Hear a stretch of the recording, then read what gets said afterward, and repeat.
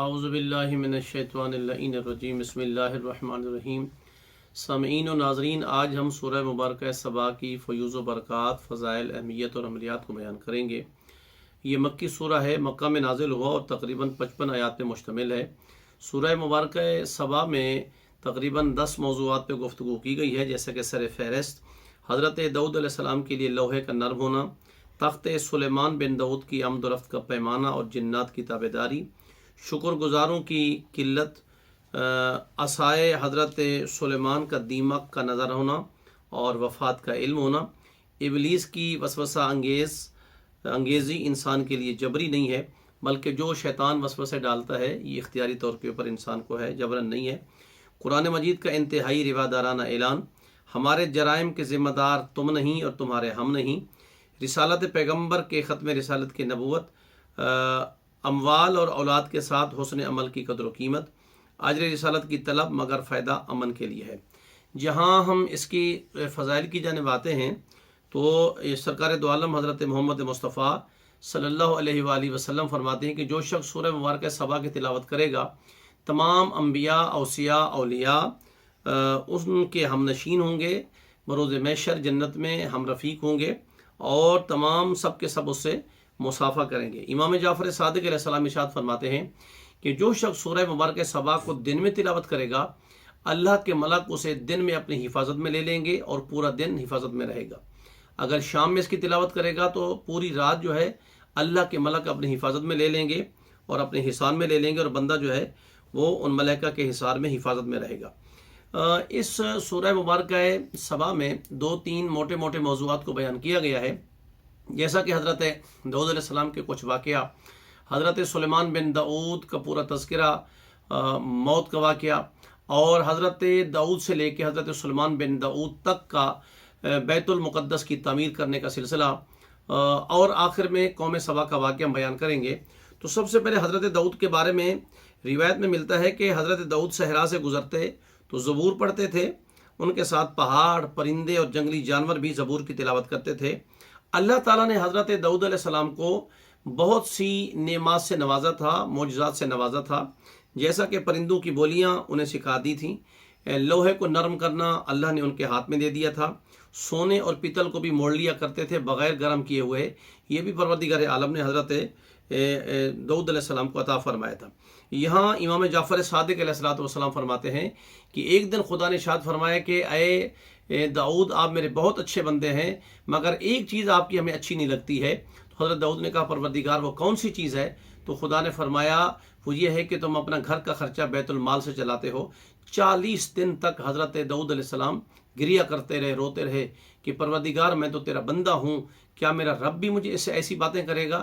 تو اللہ نے ان کو بطور صنعت، بطور حرفت، بطور یعنی ایک روزگار کے ان کو قوت عطا کی تھی کہ وہ زرہیں بنایا کرتے تھے، لوہے کو موم کرتے، موڑ دیتے تھے، اور ایک زرہ ڈیلی بناتے 1000 کی بکتی تھی، سال میں 360 زرہیں بناتے، یعنی 3,60,000 کا پروردگار عالم نے ان کے لیے انتظام کر دیا، تو اس سے اپنی گھر کی روزی روٹی چلاتے تھے۔ تو یہاں جب ہم تھوڑا سا اور آگے چلتے ہیں تو بیت المقدس کی تعمیر بھی حضرت داؤد علیہ السلام نے کی ہے۔ وہ واقعہ کچھ یوں ہے کہ جب ایک دفعہ طاعون کی بیماری پھیل گئی حضرت داؤد علیہ السلام کی قوم کے درمیان، تو ساری قوم جمع ہو کے اللہ کے نبی کے پاس آئی، یا نبی اللہ آپ ہمارے لیے دعا فرمائے۔ تو نبی لے کے انہیں ایک میدان میں آ گئے، اس میدان میں آ کے جو دعا مانگی، گڑ گڑائے، روئے، گناہوں کی معافی مانگی، بارگاہ خدا میں التجا کی، تو پروردگار عالم نے طاعون جیسی بیماری کو ختم کر دیا۔ اسی جگہ پہ اللہ نے بیت المقدس یعنی مسجد اقصی کی بنیاد رکھی، اور بنیاد حضرت داؤد علیہ السلام نے رکھی، اختتامی مراحل تک حضرت سلیمان بن داؤد نے یعنی باپ نے بنیاد رکھی ہے اور بیٹے نے اختتامی مراحل تک پہنچایا ہے۔ جب ہم اس کے اختتامی مراحل کو دیکھتے ہیں تو حضرت سلیمان بن داؤد کو اللہ نے کچھ اور بادشاہت عطا فرمائی تھی، حیوان، چرند، پرند، حشرات الارض، جنات، دیو، یہ تمام چیزیں حضرت سلیمان بن داؤد کے تابع تھیں۔ تو جب یہ کام شروع ہوا بیت المقدس کی تعمیر کا، مسجد اقصی کی تعمیر کا، تو اللہ کے نبی نے بعض ذمہ داریاں سنگ مرمر کی جمع کرنے کی بعض جنوں کو سونپیں، بعضوں کو قیمتی پتھر کو جمع کرنا سونپا، انہیں صاف کرنا۔ 12 محلات کے شہر تعمیر کیے گئے، مسجد اقصی کی بنیاد رکھی گئی، जिन्नों के एक गिरोह की जिम्मेदारी थी सोना और जवाहरात को बरामद करना था, दूसरे गिरोह की जिम्मेदारी थी याकूत मरजान की फरहमी थी, तीसरे गिरोह की जिम्मेदारी अंबर कस्तूरी और दीगर खुशबू का जमा करना था, चौथे गिरोह की जिम्मेदारी थी कि समंदरों की तह से खालिस आबदार मोतियों को जमा करना था। यहाँ तक मिलता है कि बड़ी बेहतरीन खूबसूरत मस्जिद तमीर की गई और फिरोज़े से फ़र्श को मुज़य्यन किया गया, मस्जिद अक्सा के फ़र्श को। उस वक़्त मस्जिद से कोई भी आलीशान महल कोई और नहीं था। रात के वक्त अगर इंसान दूर से उसे देखते थे तो वो 14वीं की चांद की तरह मस्जिद नज़र आती थी। मुकम्मल होने पे हज़रत सुलेमान बिन दाऊद ने बनी इसराइल के तमाम इबादत गुजारों को जमा किया और ऐलान किया कि यह मकान अल्लाह के लिए मखसूस है। बैतुल मुक़द्दस पूरी शान व शौकत से कायम रहा, लेकिन जब बख्त नसर ने हमला किया तो इसने पूरे शहर को ताराज कर दिया, हत्ता कि मस्जिद को काफ़ी नुकसान पहुँचाया। छत और दीवारों पर जुड़े हुए याकूत और जवाहरात को निकाल के वहाँ से ले गया, कीमती पत्थर भी उसने उखाड़ लिए।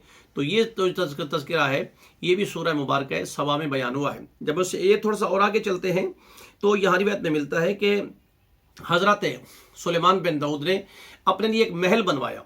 उस महल में उसने ऐलान किया था कि जब महल तैयार हो गया और एक दिन दिल चाहा कि मैं महल के बिल्कुल बालाई मंजिल पे जाके पूरे इर्द गिर्द चारों तरफ का मशरक मगरब शिमाल जनूब नज़ारा देखूं और मैं खुदा की वहदानियत का इकरार करूं, लेकिन ऐलान कर दिया कि यहाँ अंदर कोई नहीं आएगा। तो हज़रत सुलेमान बिन दाऊद वहाँ पहुँचे, अचानक निगाह की, थोड़ी देर के बाद पता चला कि एक खूबसूरत जवान ने अंदर कदम रखा है। तो हज़रत सुलेमान बिन दाऊद ने कहा कि कौन है कि जो मेरी इजाज़त के बग़ैर आया है? तो आने वाले ने कहा कि मैं ऐसा हूँ कि जो बग़ैर किसी की इजाज़त के जाता हूँ और मैं तेरे खुदा का भेजा हुआ मलकुल मौत हूँ। जब पता चला कि मेरा खुदा ने भेजा है मलकुल मौत को, तो अपने आप को हज़रत सुलेमान बिन दाऊद ने मलकुल मौत के हवाले कर दिया। वहीं जहाँ असा टेक के खड़े हुए थे उसी असा के सहारे खड़ा कर दिया और रूह वहीं से कब्ज़ कर ली। काफ़ी दिन तक हज़रत सुलेमान बिन दाऊद का जस्ते खाकी जो है वहाँ पे लगा रहा। अचानक लोग, बिल्कुल सारा मामला चल रहा था, पूरी सल्तनत रवां दवां थी। कुछ कहते थे कि हज़रत सुलेमान बिन दाऊद जो है वो दुनिया से चले गए हैं, कुछ कहते नहीं कि इबादत में हैं, कुछ कहते थे कि नहीं इनको शयातीन ने इनके ऊपर हमला कर दिया है। लेकिन आखिर में दीमक ने फैसला किया कि दीमक ने उस असा को चाटना शुरू किया। वो असा गिरा, हज़रत सुलेमान बिन दाऊद गिर पड़े। तो यहाँ इस वक्त पता चला कि हज़रत सुलेमान बिन दाऊद की रूह कब्ज़ हो गई है। तो ये पता चलता है कि इतनी शान शौकत, आली शान महल में इतनी शान और शौकत वाला नबी को जब मौत का फरिश्ता आके पूछता है तो दुनिया की कोई ताकत उसे रोक नहीं सकती है। अहम तरीन चीज़ जो हमने बयान की है वो कौम सबा का वाक़या, जिस के कौम के नाम से सूरत का नाम सूरह सबा रखा गया। कौम सबा जो है ये यमन के दरिया के किनारे रहती थी।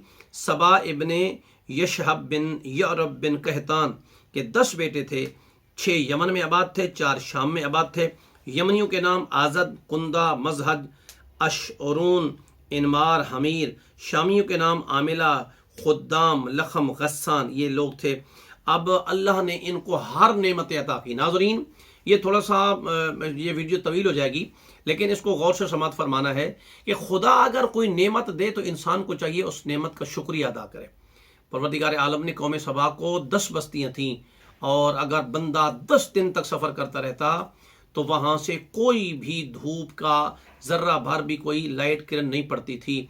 तो यहाँ तक ये मिलता है कि एक औरत अगर, यानी ऐसे बागात थे कि जो फलों से पुर होते थे, एक खातून खाली टोकरी रख के अंदर से गुजर जाए, चंद कदम चलती तो वो टोकरी खुद ब खुद फलों से भर जाती थी। लेकिन जब उन्होंने कुफरान नेमत शुरू किया, 10 नबियों को उस इलाके में भेजा, उन्होंने जुटलाया नबियों को, खुदा की तालीमात को जुटलाया, अहकामात खुदा को जुटलाया। तो जहाँ रहमत इलाही जोश में थी वहाँ खुदा की रहमत ख़त्म हो गई, गज़ब इलाही जोश में आया और ऐसा एक तूफ़ान पानी का आया कि जिन्होंने पूरे बाग को तहस नहस करके ख़त्म कर दिया। तो परवरदिगार ने आलम ने बताया कि अगर तुम वला इन शकर तुम लअज़ीदन्नकुम वला इन कफ़र तुम इन अज़ाबी लशदीदा, कि अगर तुम शुक्रान नेमत करोगे तो मैं नेमतें बढ़ा दूंगा, अगर कुफरान नेमत करोगे तो मेरा अज़ाब बहुत सख्त है। नाज़रीन, आखिर में हम एक अमलियात के हवाले से छोटा सा वो बयान करते हैं नुक्ता कि अगर जालिम की निजात के लिए कोई इंसान 7 मरतबा सूरह सबा को पढ़े तो खुदावंद आलम उसे जालिम से निजात अता फरमाएगा। सफ़ेद कपड़े पर लिख कर बाजू पर बांधे तो इंसान मोजी जानवर से महफूज रहेगा।